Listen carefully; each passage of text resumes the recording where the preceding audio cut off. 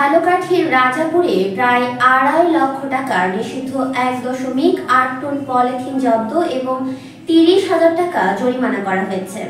সোমবার 25 নভেম্বর বিকেলে রাজাপুরের মেডিকেল মোড় এলাকায় মায়ের দোয়া রিসাইক্লোন অভিযান চালিয়ে পলিথিন জব্দ ও জরিমানা করা হয়।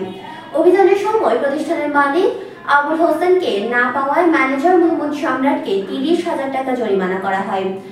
জব্দকৃত পলিথিন পরিবেশ অধিদপ্তর বরিশাল বিভাগীয় কার্যালয়ে নিয়ে যাওয়া হয়। অভিযান পরিচালনা করেন পরিবেশ অধিদপ্তর ঝালকাঠি জেলা শাখার সহকারী পরিচালক আঞ্জুমান নেসা, সাথে ছিলেন পরিদর্শক আমিনুল ইসলাম।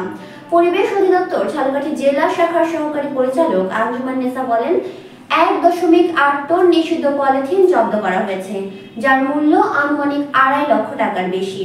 প্রতিষ্ঠানের মালিককে না পাওয়ায় ম্যানেজারকে 30,000 টাকা জরিমানা করা হয়েছে।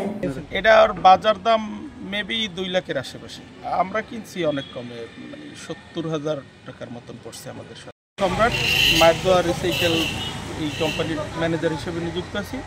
আমরা এখানে এই মাসের 1 তারিখে পলিথিন বন্ধ হয়ে যাওয়ার পরে অনেকে পলিথিন বিক্রি করতে পারতেছে না, এটা নিয়ে ঝামেলা হইতেছে। আমরা ওয়েস্টেজের দামে কম দামে এই পলিথিনগুলো কিনে আনছি এটা রিসাইকেল করার জন্য। কিন্তু আমাদের আইনগত নিয়ম হয়েছে এটা আমরা পরিবেশের মাধ্যমে অকশনে কিনব।